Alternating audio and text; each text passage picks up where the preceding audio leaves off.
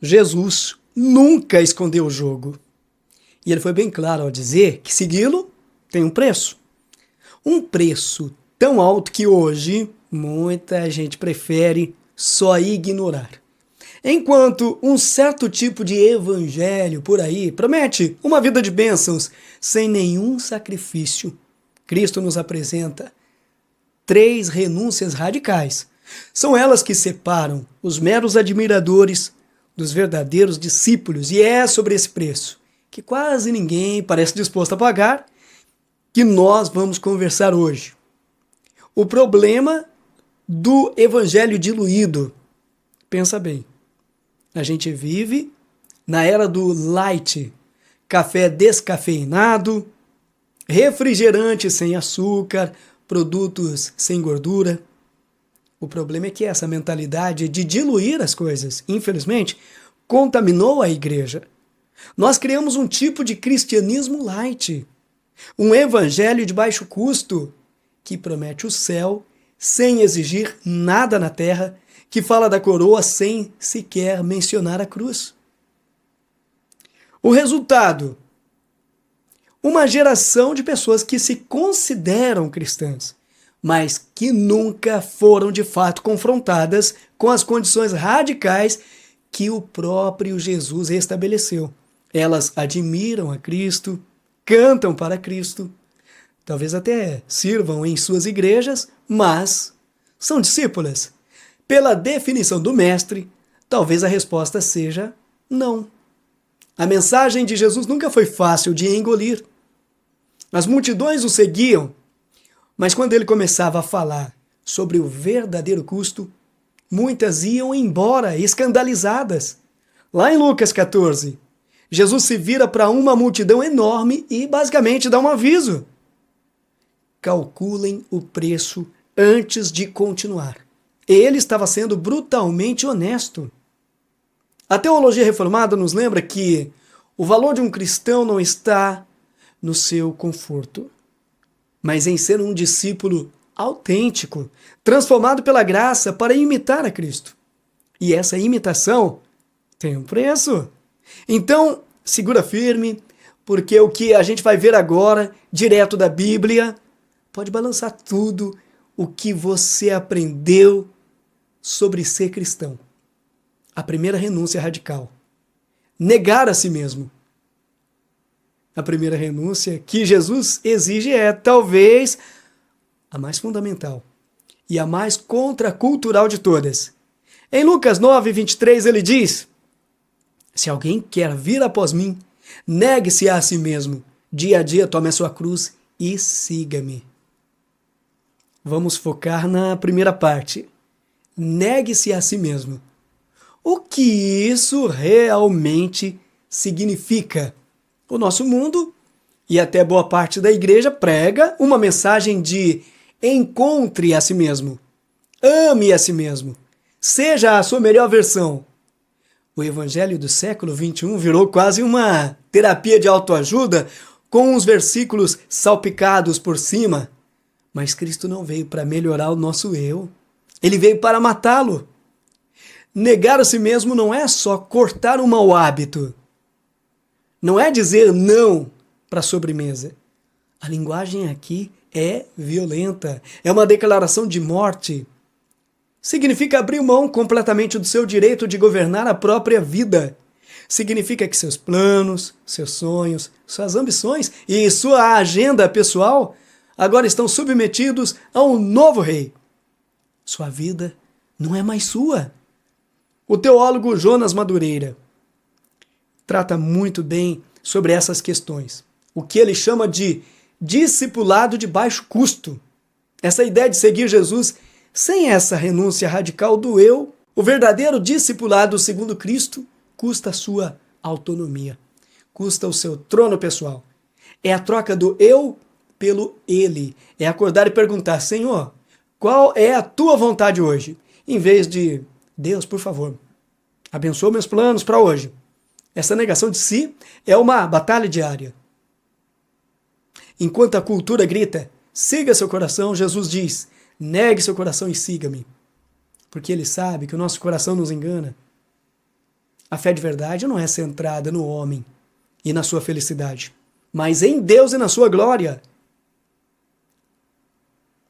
O cristianismo popular vem de que Jesus existe para realizar os nossos sonhos. A Bíblia ensina que nós existimos para realizar os propósitos dele, e o primeiro passo é a morte do nosso próprio reinado. É uma renúncia que separa o consumidor de religião do verdadeiro discípulo. A pergunta é: você já desceu do trono da sua vida? A segunda renúncia é radical: tomar a sua cruz. Logo depois de exigir a negação do eu, Jesus adiciona a segunda condição: dia a dia, tome a sua cruz.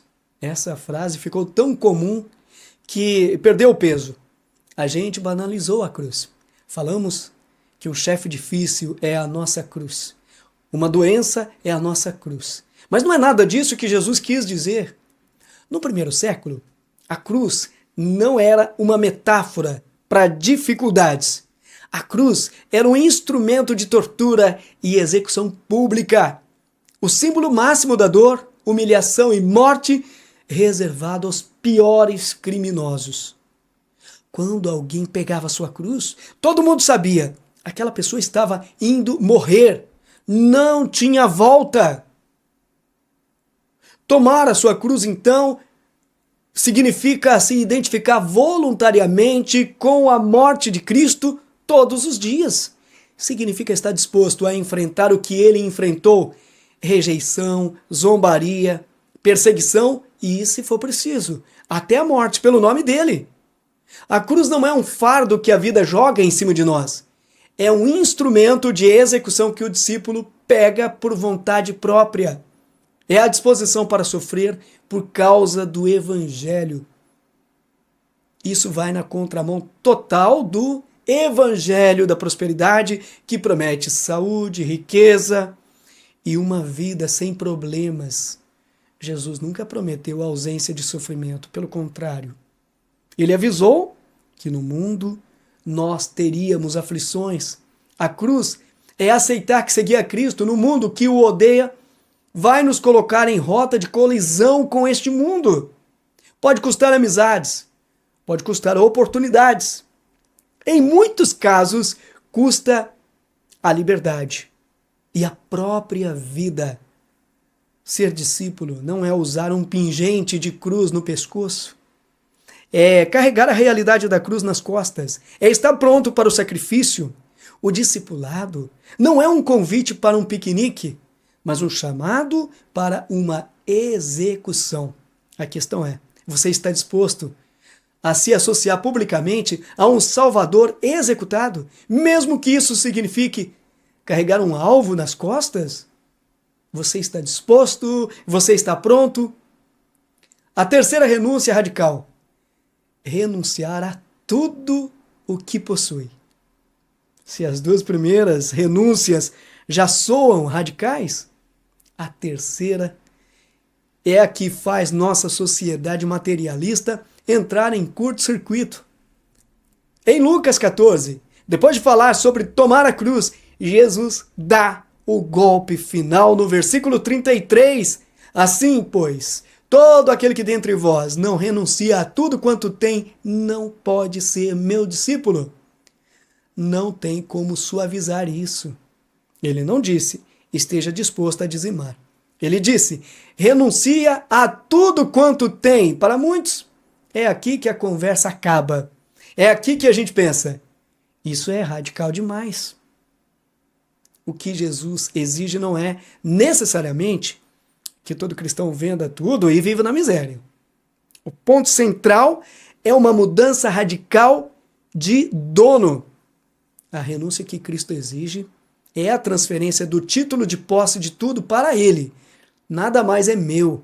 Meu dinheiro não é meu. Minha casa não é minha. Meu carro, meus talentos, minha carreira, tudo pertence a Ele. Eu sou apenas o administrador. A doutrina da mordomia cristã, quando a gente entende, é maravilhosa. Isso significa que eu coloco tudo à disposição dele para ser usado como ele quiser. Meu relacionamento com as coisas materiais muda completamente. elas deixam de ser a minha fonte de segurança ou de identidade. Cristo se torna essa fonte. O desapego é uma consequência natural de um coração que encontrou seu verdadeiro tesouro em Jesus. É por isso que Jesus conta aquelas duas parábolas. A do construtor da torre e a do rei que vai para a guerra. A mensagem é uma só. Calcule o preço. E o preço é tudo. Seguir a Jesus custa 100% de você e 100% de tudo o que você chama de seu. Não tem desconto. Não existe discipulado de 90%. Essa renúncia é a prova final de onde está a nossa lealdade. Amamos mais a Deus ou o conforto e a segurança que nossos bens nos dão? O Evangelho moderno nos ensina a pedir mais coisas a Deus. O verdadeiro Evangelho nos chama a entregar todas as coisas a Ele. A pergunta que define tudo é: quem é o verdadeiro Senhor da sua vida e dos seus bens? Concluindo a nossa reflexão, meus amados irmãos, essa palavra é forte. Negar a si mesmo, tomar a cruz e renunciar a tudo. Isso não é um cardápio de opções para um cristianismo nível avançado. Segundo Jesus, essas são as condições de entrada. É o preço inegociável do discipulado. É um preço assustador. Custa a vida inteira. Mas aqui está o paradoxo mais incrível do Evangelho.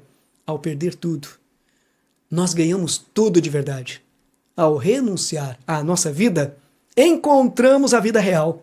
Ao abandonar nossos tesouros na terra, ganhamos o tesouro incomparável que é o próprio Cristo. O preço é altíssimo. Mas a recompensa é infinitamente maior. O chamado de Cristo não é para uma vida fácil, mas para uma vida que vale a pena, centrada na glória de Deus. Então, a pergunta volta para você. Ao ouvir essas 3 renúncias, o que o Espírito Santo fala ao seu coração? Você está disposto a pagar o preço? Qual dessas renúncias é o seu maior desafio hoje? Negar seu ego? Estar disposto a sofrer por Cristo? Ou entregar totalmente suas posses e sua segurança a Ele? Quero te convidar a deixar sua reflexão honesta aqui nos comentários. E esse não é um espaço para julgamento, mas um lugar para a gente se encorajar nessa jornada que é difícil, mas gloriosa. E se essa mensagem te desafiou a buscar um entendimento mais profundo do chamado de Cristo, inscreva-se no canal e ative as notificações. Juntos, eu e você, vamos continuar mergulhando na palavra de Deus sem medo, buscando a verdade que liberta, mesmo que ela custe tudo. Deus abençoe você e até o nosso próximo vídeo, se assim for da vontade do nosso bom e eterno Deus. Amém?